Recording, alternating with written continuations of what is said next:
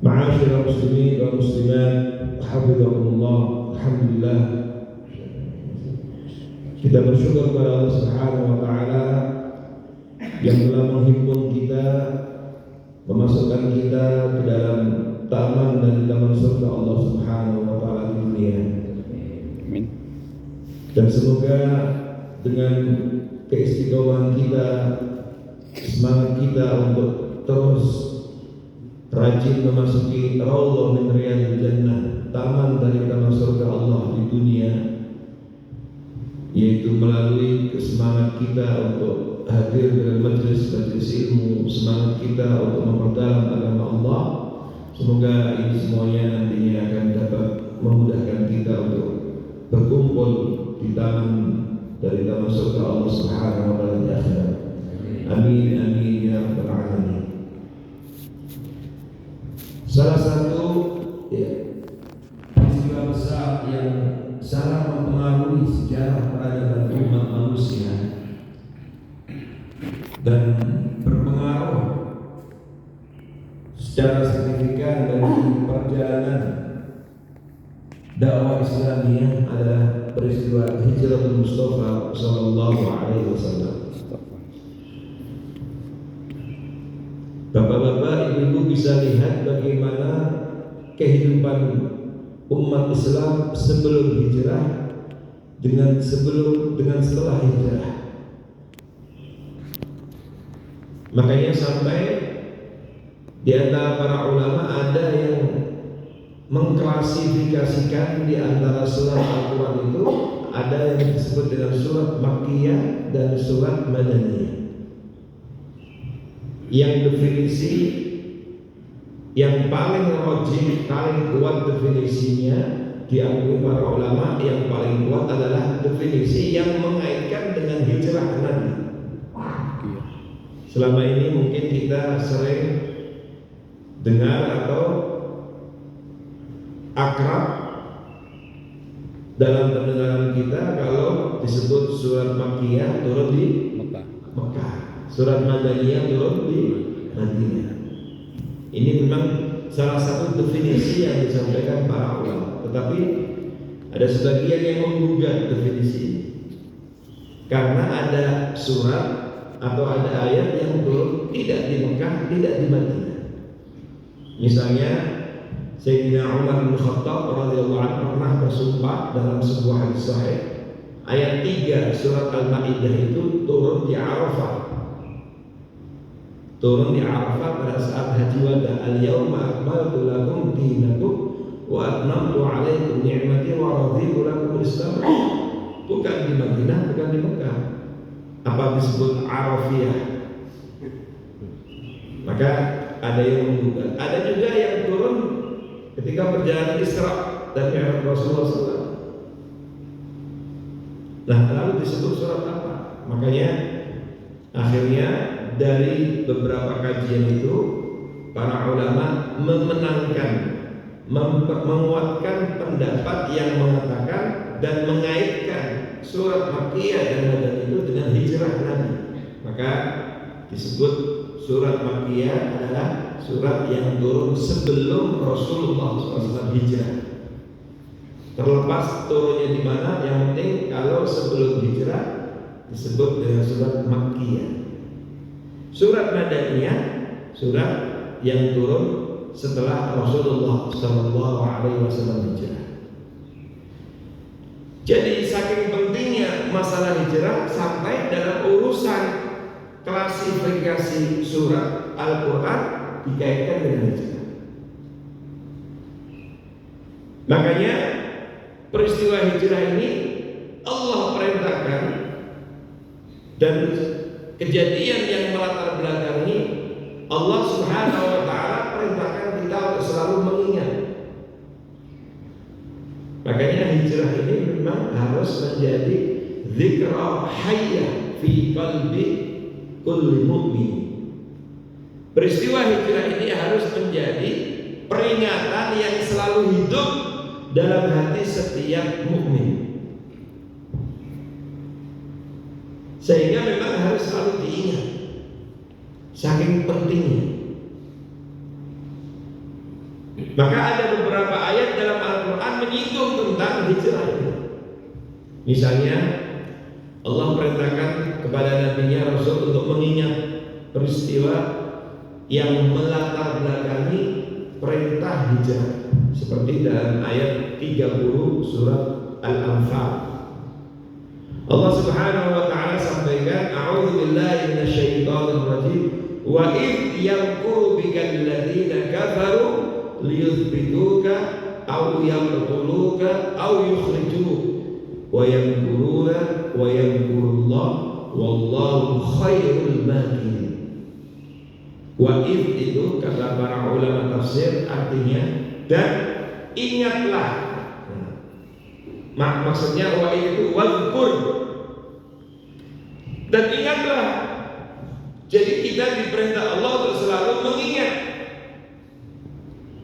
Apa yang perlu selalu diingat sehingga harus menjadi zikra hayyah, peringatan yang selalu hidup dalam hati kita sebagai seorang mukmin, yaitu ketika orang-orang kafir membuat tipu daya, makar terhadap engkau Muhammad SAW.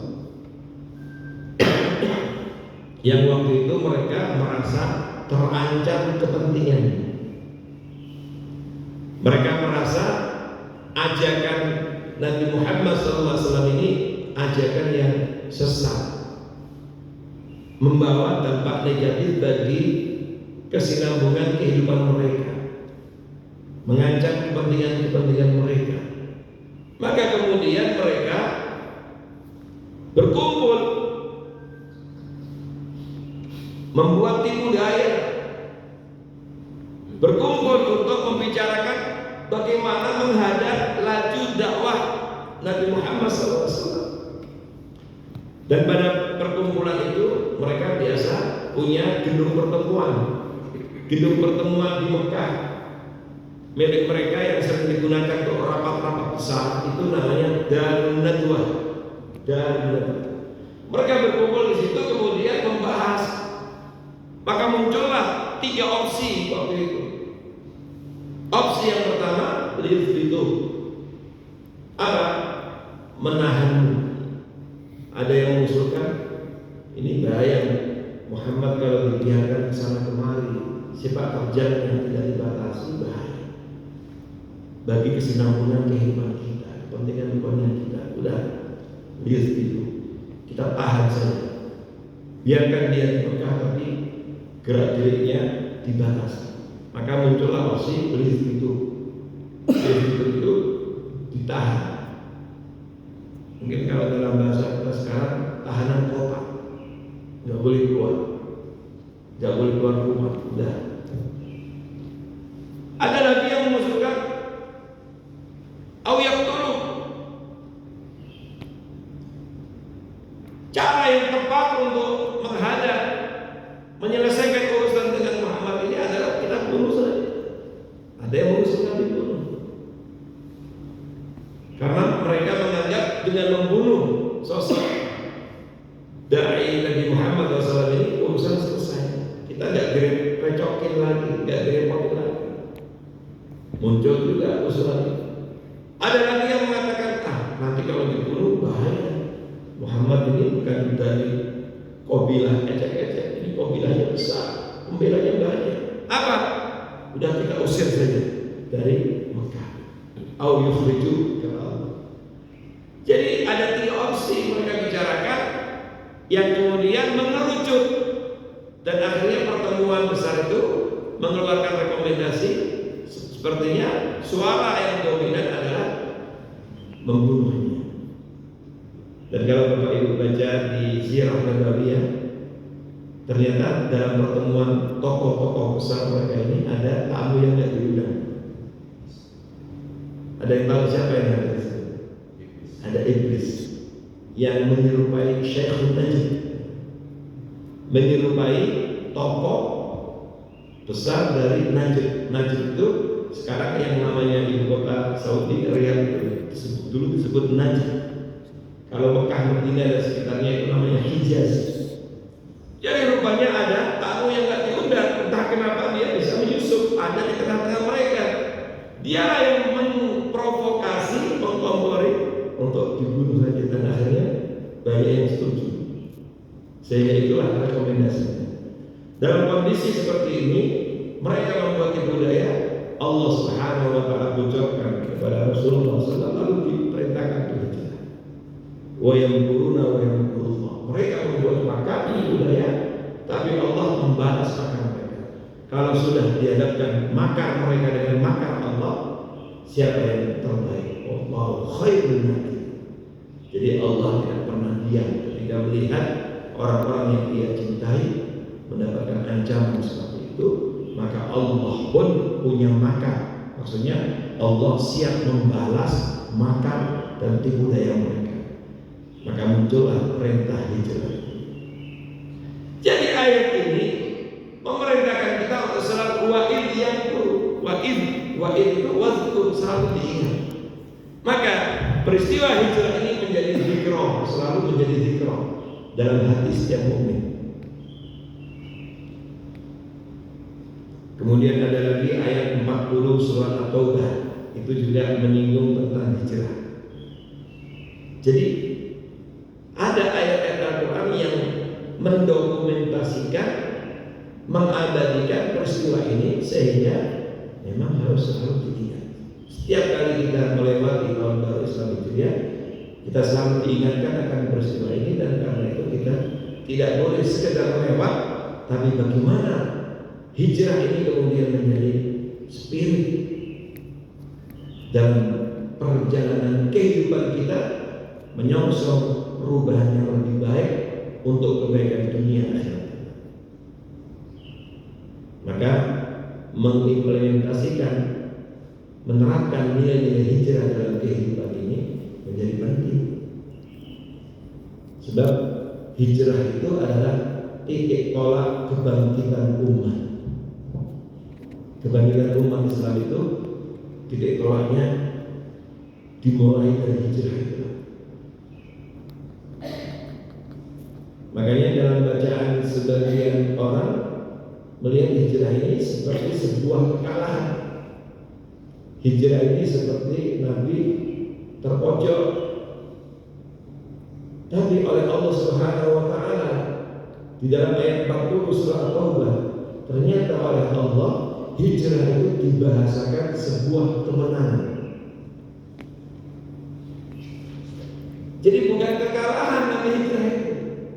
Hijrah itu sebuah kemenangan kata Allah. Dalam hijrah itulah Allah menurunkan pertolongan-pertolongannya kepada hamba-Nya. Maka Allah Subhanahu wa Ta'ala berfirman di dalam ayat 40 surah At-Taubah, A'udzu billahi minasyaitonir rajim, illa tansuruhu faqad nasarahu Allah. Jika kalian tidak menolong Muhammad, kata Allah, faqad nasarahu Allah, maka sungguh Allah telah menolongnya, maka sungguh Allah telah memenangkannya. Jadi Bapak Ibu, hijrah itu sebuah kemenangan. Maka sungguh Allah telah memenangkannya. Kapan itu? Takhrajahu alladziina kafaru thaniyataini huma fil ghar. Yaitu ketika mereka mengejar Muhammad, mengusirnya, dan kemudian Rasulullah SAW seperti kita baca dalam sejarah bersama dengan sahabat mulia Abu Bakar Siddiq radhiyallahu anhu, mereka hijrah dan kemudian dalam perjalanan itu singgah di gua yang disebut dengan gua Thur. Bapak Ibu yang kalau biasa umroh atau haji biasanya diajak situr ke Mekah, biasanya akan diajak juga ke gua Thur, Jabal Thur. Dan kalau dilihat letak geografisnya itu sekitar 2 mil dari Mekah. Kemudian Jabal Thur, gunung Gua Thur itu adanya di Jabal Thur, dan itu cukup tinggi, guanya itu di atas. Untuk naik ke sana itu perlu waktu sekitar 2 jam untuk tenaga anak muda. Turunnya juga sekitar 2 jam. Kata kawan-kawan kita di Mekah, ada yang lebih cepat juga selain 2 jam, ada yang cepat gerundung, nggak dijamin keselamatannya. Bayangkan 2 jam sampai ke atas dan cukup tinggi. Disitulah Rasulullah SAW singgah 3 hari 3 malam dalam sebuah riwayat. Dan selama 3 hari 3 malam itu ada yang menyuplai logistiknya. Nah inilah penting Bapak Ibu sekalian. Rasulullah SAW dalam hijrah ini melibatkan seluruh elemen masyarakat, elemen kaum muslimin dilibatkan. Ada anak muda, maka kita baca bagaimana peran Ali bin Abi Thalib menempati tempat tidur Nabi, karena mereka sudah mengepung rumah Nabi, mau menangkapnya hidup atau mati. Maka begitu Nabi sudah pergi, mereka mendapati ternyata yang menempati tempat tidurnya adalah Sayyidina Ali bin Abi Thalib, anak muda, anak baru gede. Maka aib bagi orang Arab itu membunuhnya, aib melihat anak muda supaya anak baru kencur. Tapi keberanian Sayyidina Ali luar biasa. Jadi anak muda juga dilibatkan.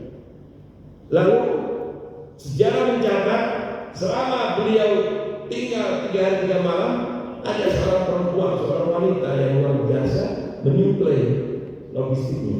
Siapa dia? Asma binti Abi Bakar, putri dari Abu Bakar Siddiq radhiyallahu anhu.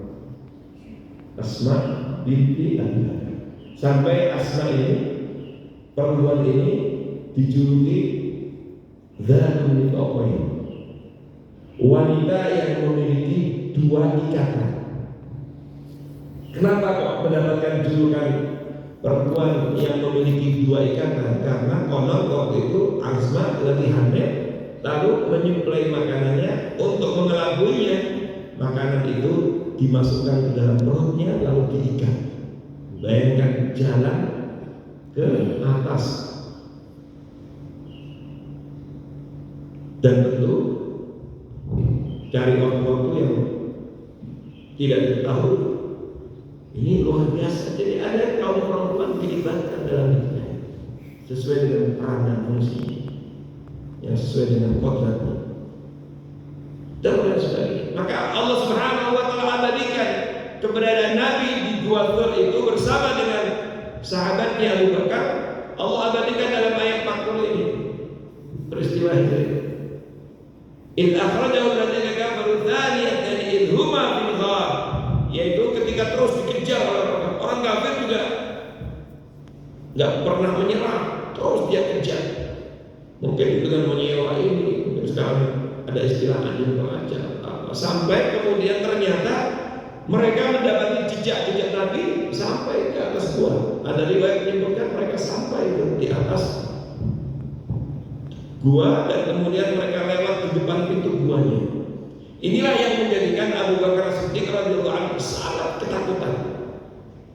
Karena seandainya tidak pernah mendengar gerak kaki orang kafirnya, mungkin biasa. Justru di sinilah ketakutan Sayyidina Abu Bakar Siddiq radhiyallahu anhu yang kemudian sampai ditenangkan oleh Rasulullah SAW.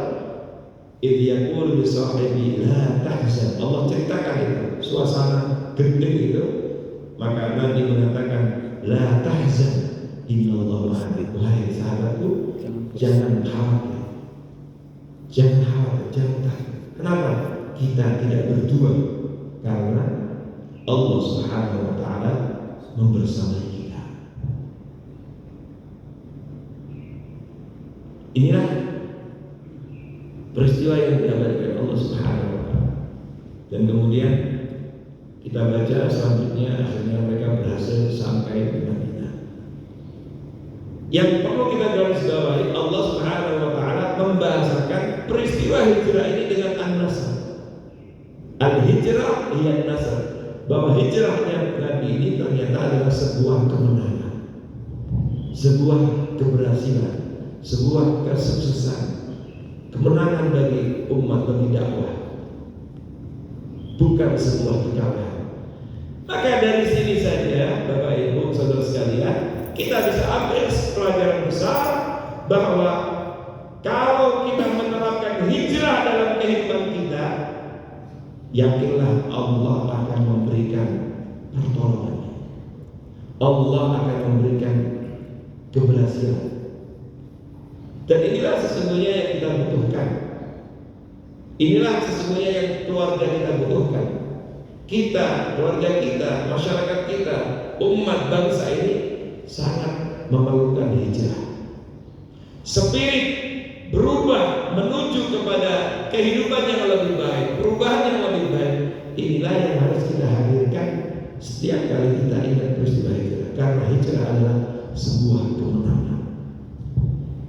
Makanya Sayyidina Umar bin Khattab radhiyallahu anhu tidak salah, bahkan mendapatkan taufik dari Allah ketika menetapkan awal kalender Islam itu dari peristiwa hijrah. Jadi bulan-bulan itu Bapak Ibu itu sudah ada sejak dulu nama bulan-bulan. Makanya ada ayat inna iddatasyhur 'indallahi 12 syahra fi kitabillah. Terus kemudian menyinggung tentang al-asyhurul hurum, itu bulan-bulan haram, fala tadribu fihinna anfusakum. Jadi bulan di sisi Allah itu ada 12. Nama bulan-bulannya sudah ada saja. Tapi urutannya dari mana? Nah, ini yang masih belum tertib. Makanya ketika Sayyidina Umar bin Khattab jadi khalifah dan sudah mulai ada modernisasi surat menyurat, tertib administrasi dan seterusnya diusulkan untuk tertib administrasi, karena ada sebagian gubernurnya terima surat tapi kok nggak ada kalendernya, nggak ada tanggalnya. Ini kira-kira berlakunya kapan? Maka muncullah ada beberapa riwayat Abu Musa al-Asy'ari mengusulkan, ya Amirul Mukminin, ini kapan ini perintah ini? Mengusulkan untuk diberikan tanggal, diberikan waktunya kapan dan seterusnya dalam surat menyurat itu. Maka Sayyidina Umar bin Khattab mengumpulkan sahabat-sahabat seniornya, orang-orang pejabat kerasnya, dikumpulkan, diajak musyawarah. Baik, kalau itu kapan kira-kira kita memulai? Ada yang mengusulkan waktu kelahiran atau hari kelahiran Rasulullah SAW, karena itu kan hari bersejarah. Lalu ada lagi yang mengusulkan wafatnya Rasulullah SAW. Ada yang mengusulkan Isra wal Mi'raj, macam-macam usulan ditampung sampai kemudian Sayyidina Umar bin Khattab mempertimbangkan mana kira-kira yang tepat, dan akhirnya beliau sebagai presiden Amirul Mukminin memutuskan untuk menjadikan peristiwa hijrah Rasulullah SAW dari Mekah menuju Madinah itu sebagai awal kalender Islam. Maka dari sini Bapak Ibu kita jadi paham, ternyata ini bukan sebuah kebetulan. Karena di dalam Al-Quran Allah membahasakan peristiwa hijrah itu sebuah kemenangan. Maka kita harus mengambil inspirasi, spirit untuk semangat mengejar kemenangan dengan menghadirkan semangat hijrah dalam kehidupan kita. Makanya Rasulullah SAW mendefinisikan hijrah itu tidak hanya dimaknai dengan al-hijrah al-hissiyah, hijrah fisik saja.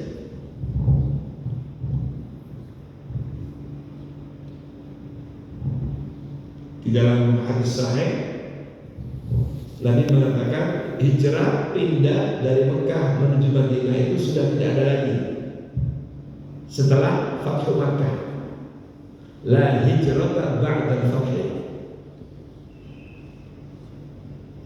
Dan ini mengingatkan kita bahwa ternyata betul sekali Allah membahasakan, ya, dan tentu Allah Maha benar. Hijrah kemenangan terbukti apa? Kan tidak lama setelah hijrah 2 tahun ada perang Badar, Ghazwat Badar. Siapa yang menang dengan telak dalam peperangan itu? Umat Islam. Hanya 2 tahun. Orang-orang kufar Quraisy yang mengusirnya, yang mengancam Nabi itu dipermalukan. Meskipun jumlah tentara mereka besar, kekuatannya besar. Makanya disinggung dalam surah Al-Anfal itu, malam hari sebelum perang Badar itu orang-orang kufar Quraisy itu sudah merayakan kemenangan sebelum perang. Maka ayat Al-Quran menyinggung wala takunu kalladzina kharaju min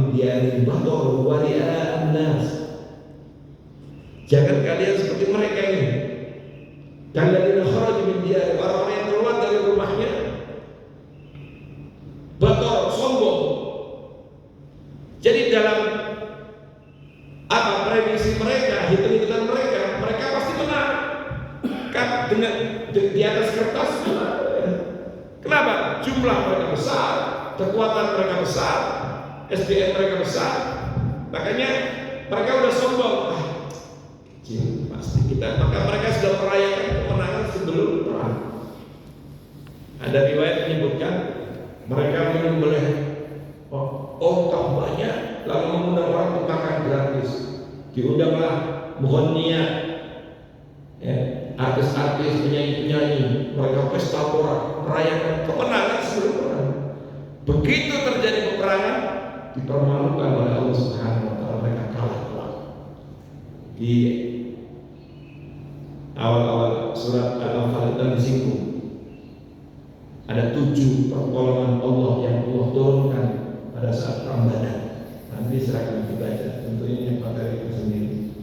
Tapi intinya hanya dalam waktu 2 tahun betul-betul kemenangan itu terjadi. Bahkan tidak lama, 8 tahun kemudian apa yang terjadi?